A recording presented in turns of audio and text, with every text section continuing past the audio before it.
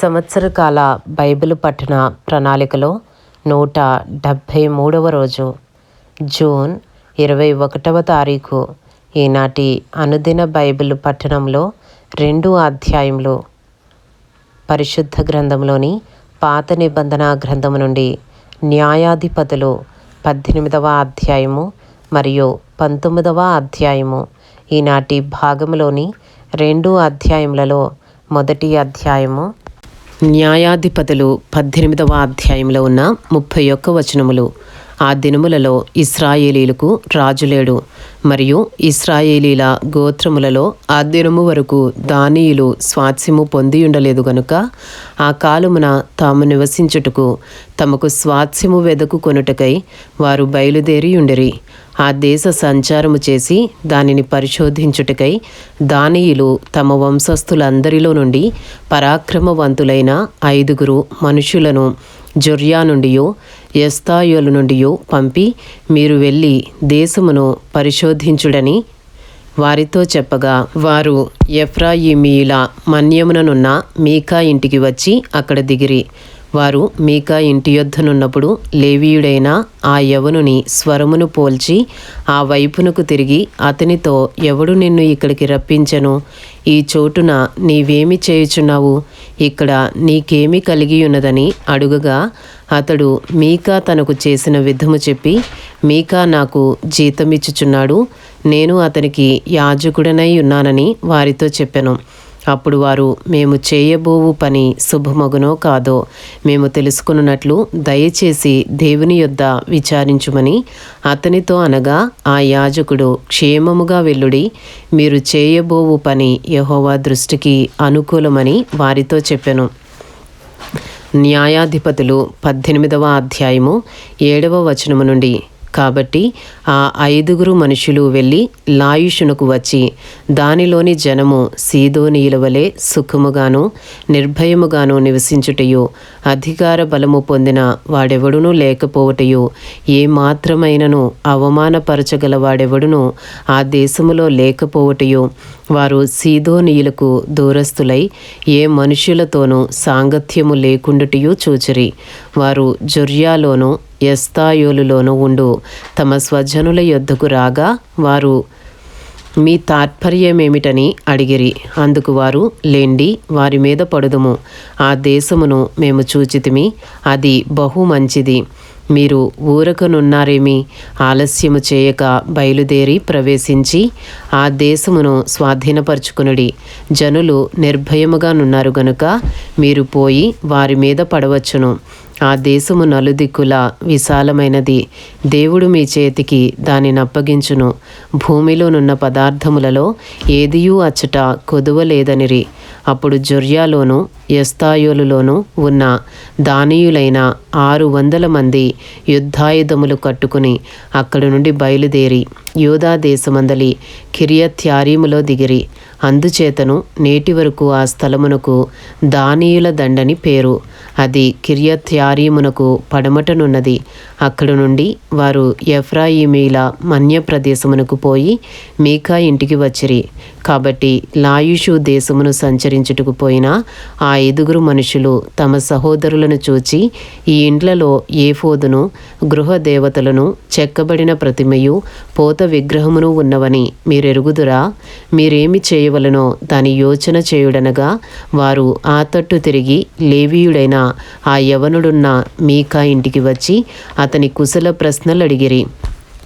దానీయులైన ఆ 600 మంది తమ యుద్ధాయుధములను కట్టుకుని గవిని వాకిట నిలుచుచుండగా, దేశమును సంచరించుటకు పోయిన ఆ 5 మనుషులు లోపల చొచ్చి ఆ ప్రతిమను, ఏఫోదును, గృహదేవతలను, పోత విగ్రహమును పట్టుకునిరి. అప్పుడు ఆ యాజకుడు యుద్ధాయుధములు కట్టుకునిన ఆ 600 మంది మనుషులతో కూడా గవిని ఎదుట వాకిట నిలిచియుండెను. వీరు మీకా ఇంటికి పోయి చెక్కబడిన ప్రతిమను, ఏఫోదును, గృహదేవతలను, పోత విగ్రహమును పట్టుకునినప్పుడు ఆ యాజకుడు మీరేమి చేయుచున్నారని వారిని అడుగగా, వారు నీవు ఊరకుండుము, నీ చెయ్యి నీ నోటి మీద ఉంచుకుని మాతో కూడా వచ్చి మాకు తండ్రివిగాను యాజకుడువుగాను ఉండుము. ఒకని ఇంటి వారికే యాజకుడివై ఉండుట నీకు మంచిదా? ఇశ్రాయేలీలలో ఒక గోత్రమునకును కుటుంబమునకును యాజకుడివై ఉండుట మంచిదా అని అడిగిరి. అప్పుడు ఆ యాజకుడు హృదయమున సంతోషించి ఆ ఏఫోదును, గృహదేవతలను, చెక్కబడిన ప్రతిమను పట్టుకుని ఆ జనుల మధ్య చేరెను. అట్లు వారు తిరిగి చిన్నపిల్లలను, పశువులను, సామాగ్రిని తమకు ముందుగా నడిపించుకుని పోయిరి. వారు మీకా ఇంటికి దూరమైనప్పుడు మీకా పొరుగిండ్ల వారు పోగై దానీయులను వెంటాడి కలుసుకుని వారిని పిలువగా, వారు తమ ముఖములను త్రిప్పుకొని నీకేమి కావలెను, ఇట్లు గుంపు కూడనేలా అని మీకాను అడిగిరి. అందుకతడు, నేను చేయించిన నా దేవతలను, నేను ప్రతిష్ఠించిన యాజకుని మీరు పట్టుకుని పోవుచున్నారే. ఇక నా యొద్ద ఏమియున్నది, నీకేమి కావలెననుచున్నారే? అదేమన్న మాట అనగా, దానీయులు నీ స్వరము మాలో ఎవనికిని వినబడనీయకుము, వారు ఆగ్రహపడి నీ మీద పడుదురేమో, అప్పుడు నీవు నీ ప్రాణమును నీ ఇంటివారి ప్రాణమును పోగొట్టుకొందువని అతనితో చెప్పి తమ త్రోవను వెళ్ళిరి. వారు తమ కంటే బలవంతులని మీకా గ్రహించిన వాడై తిరిగి తన ఇంటికి వెళ్ళిపోయెను. మీకా చేసుకునిన దానిని అతని యొద్దనున్న యాజకునిని వారు పట్టుకుని సుఖముగాను నిర్భయముగాను ఉన్న లాయిషు వారి మీదకి వచ్చి కత్తివాత వారిని హతము చేసి అగ్ని చేత ఆ పట్టణమును కాల్చివేసిరి. అది సీదోనుకు దూరమైనందునను వారికి అన్యులతో సాంగత్యమేమియూ లేనందునను వారిలో ఎవడునూ తప్పించుకొనలేదు. అది బేత్రెహోబునకు సమీపమైన లోయలోనున్నది. వారొక పట్టణమును కట్టుకుని అక్కడ నివసించిరి. ఇశ్రాయేలుకు పుట్టిన తమ తండ్రి అయిన దానును బట్టి ఆ పట్టణమునకు దాను అను పేరు పెట్టిరి. పూర్వము ఆ పట్టణమునకు లాయిషు అను పేరు. దానీయులు చెక్కబడిన ఆ ప్రతిమను నిలుపుకొనిరి. మోషే మనుమడును గెర్షోను కుమారుడునైన యోనాతానను వాడును వాని కుమారులను ఆ దేశము చెరపట్టబడు వరకు దానీయుల గోత్రమునకు యాజకులై ఉండిరి. దేవుని మందిరము షిలోహులోనున్న దినములన్నిటను వారు మీకా చేయించిన ప్రతిమను నిలుపుకొని ఉండిరి. ఇంతటితో న్యాయాధిపతులు 18వ అధ్యాయంలో ఉన్న 31 వచనములు పూర్తి చేయబడినవి. ఈనాటి భాగములోని 2 అధ్యాయములలో 2వ అధ్యాయము న్యాయాధిపతులు 19వ అధ్యాయంలో ఉన్న 30 వచనములు. ఇశ్రాయేలీలకు రాజు లేని దినములలో లేవీయుడైన ఒకడు ఎఫ్రాయిమీల మన్యపు ఉత్తర భాగమున పరదేశిగా నివసించుచుండెను.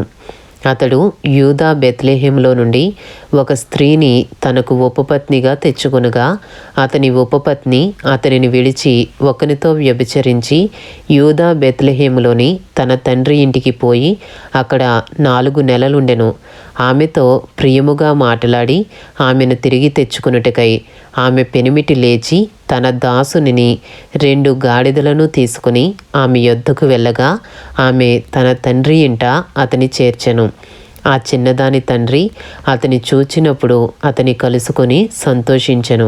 ఆ చిన్నదాని తండ్రియగు అతని మామ వెళ్ళనీయనందున అతడు 3 దినములు అతని యొద్ద నుండెను గనుక వారు అన్నపానములు పుచ్చుకొనుచు అక్కడ నిలిచిరి. 4వ నాడు వారు వేకువను వెళ్ళుటకు నిద్ర మేలుకొనగా అతడు లేవసాగెను. అయితే ఆ చిన్నదాని తండ్రి, నీవు కొంచెము ఆహారము పుచ్చుకొని తెప్పరిల్లిన తరువాత నీ త్రోవను వెళ్ళవచ్చునని తన అల్లునితో అనగా వారిద్దరూ కూర్చుండి అన్నపానములు పుచ్చుకునిరి.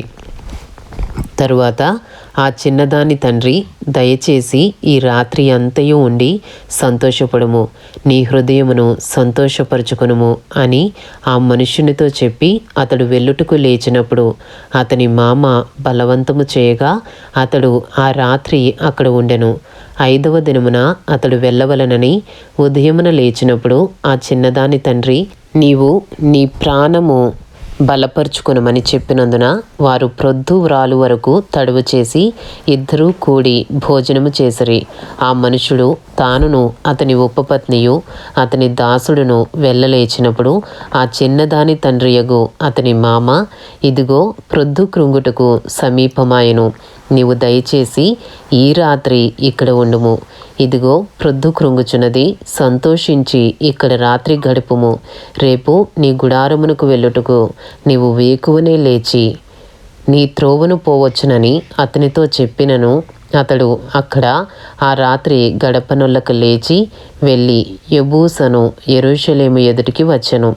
అప్పుడు జీను కట్టబడిన 2 గాడిదలను అతని ఉపపత్నియు అతనితో కూడా ఉండెను. వారు యెబూసునకు సమీపించినప్పుడు ప్రొద్దు చాలా వ్రాలెను గనుక అతని దాసుడు, మనము యెబూసీయులదైన ఈ పట్టణము ప్రవేశించి దానిలో ఈ రాత్రి బస చేయుదుము రండని తన యజమానునితో చెప్పగా, అతని యజమానుడు, ఇశ్రాయేలీయులు కాని అన్యుని పట్టణము ప్రవేశింపము, గిబియా వరకు ప్రయాణము చేయుదుమనెను. మరియు అతడు, నీవు రమ్ము, ఈ స్థలములలో ఏదో ఒక ఊరికి సమీపించి గిబియాలోనే గాని రామాలోనే గాని ఈ రాత్రి బస చేసేదమనెను. అప్పుడు వారు సాగి వెళ్ళుచుండగా బెన్యామీనీల గిబియా దగ్గరనున్నప్పుడు ప్రొద్దు కృంగెను. కావున వారు గిబియాలో ఆ రాత్రి గడుపుటకు అక్కడికి చేరసాగిరి. అతడు చేరి ఆ ఊరి సంత వీధిలో ఉండెను. బస చేయుటకెవడును వారిని తన ఇంటికి పిలువలేదు. ఆ చోటి మనుషులు బెన్యామీనీలు. సాయంకాలమున ఒక ముసలివాడు పొలములోని తన పని నుండి వచ్చెను. అతడు ఎఫ్రాయిమీల మన్య ప్రదేశము నుండి వచ్చి గిబియాలో నివసించువాడు. అతడు కన్నులెత్తి ఊరి సంత వీధిలో ప్రయాణస్తుడైన ఆ మనిషిని చూచి, నీవెక్కడికి వెళ్ళుచున్నావు? నీవెక్కడ నుండి వచ్చితివి అని అడిగెను. అందుకతడు, మేము యూదా బేత్లెహేము నుండి ఎఫ్రాయిమీల మన్యము అవతలకు వెళ్ళుచున్నాము. నేను అక్కడి వాడను. నేను యూదా బేత్లెహేమునకు పోయియుంటిని. ఇప్పుడు యెహోవా మందిరమునకు వెళ్ళుచున్నాను. ఎవడునూ తన ఇంట నన్ను చేర్చుకొనలేదు. అయితే మా గాడిదలకు గడ్డి మొదలైన మేతయు నాకును నా పనికెత్తకును నీ దాసులతో కూడానున్న నా నౌకరులకును ఆహారమును ద్రాక్షరసమును ఉన్నవి, ఏదియూ తక్కువ లేదని అతనితో చెప్పగా, ఆ ముసలివాడు, నీకు క్షేమమగునుగాక, నీకేమైనా తక్కువైన ఎడల వాటి భారము నా మీద ఉంచుము, మెట్టుకు వీధిలో రాత్రి గడపకూడదని చెప్పి తన ఇంట అతని చేర్చుకొని వారి గాడిదల కొరకు మేత సిద్ధపరిచెను. అప్పుడు వారు కాళ్ళు కడుగుకొని అన్నపానములు పుచ్చుకునిరి. వారు సంతోషించుచుండగా ఆ ఊరి వారిలో కొందరు పోకిరీలు ఆ ఇల్లు చుట్టుకుని తలుపు కొట్టి, నీ ఇంటికి వచ్చిన మనుషుని మేము ఎరుగునట్లు అతని బయటికి తెమ్మని ఇంటి యజమానుడైన ఆ ముసలివానితో అనగా, ఇంటి యజమానుడైన ఆ మనుష్యుడు వారి యొద్దకు బయలు వెళ్ళి, నా సహోదరులారా, అది కూడదు, అట్టి దుష్కార్యము చేయకూడదు. ఈ మనుష్యుడు నా ఇంటికి వచ్చెను గనుక మీరు ఈ వెర్రి పని చేయకుడి. ఇదిగో కన్యకయైన నా కుమార్తెను ఆ మనుషుని ఉపపత్నియు ఉన్నారు. నేను వారిని బయటికి తీసుకుని వచ్చెదను. మీరు వారిని నీచపరిచి మీ ఇష్ట ప్రకారముగా వారి ఎడల జరిగింపవచ్చును గాని ఈ మనుష్యుని ఎడల ఈ వెర్రి పని చేయకూడని వారితో చెప్పెను గాని అతని మాట వినుటకు వారికి మనస్సు లేకపోయిన గనుక ఆ మనుష్యుడు బయటనున్న వారి యొద్దకు తన ఉపపత్నిని తీసుకుని పోగా వారు ఆమెను కూడి ఉదయము వరకు ఆ రాత్రి అంతయు ఆమెను చెరుపుచుండిరి. తెల్లవారుగా వారు ఆమెను విడిచి వెళ్ళిరి. ప్రాతకాలమున ఆ స్త్రీ వచ్చి వెలుగు వచ్చు వరకు ఆ యజమానుడున్న ఆ మనుషుని ఇంటి ద్వారమున పడియుండెను. ఉదయమున ఆమె యజమానుడు లేచి ఇంటి తలుపులను తీసి తన త్రోవను వెళ్ళుటకు బయలుదేరగా అతని ఉపపత్ని అయిన ఆ స్త్రీ ఇంటి ద్వారమునొద్ద పడి చేతులు గడప మీద చాపియుండెను. అతడు, లెమ్ము వెళ్ళుదమనగా ఆమె ప్రత్యుత్తరమియ్యకుండెను గనుక అతడు గాడిద మీద ఆమెను ఉంచి లేచి తన చోటికి ప్రయాణము చేయసాగెను. అతడు తన ఇంటికి వచ్చినప్పుడు కత్తి పట్టుకుని తన ఉపపత్నిని తీసుకుని ఆమెను ఆమె కీళ్ల ప్రకారము 12 ముక్కలుగా కోసి ఇశ్రాయేలీల దిక్కులన్నిటికీ ఆ ముక్కలను పంపెను.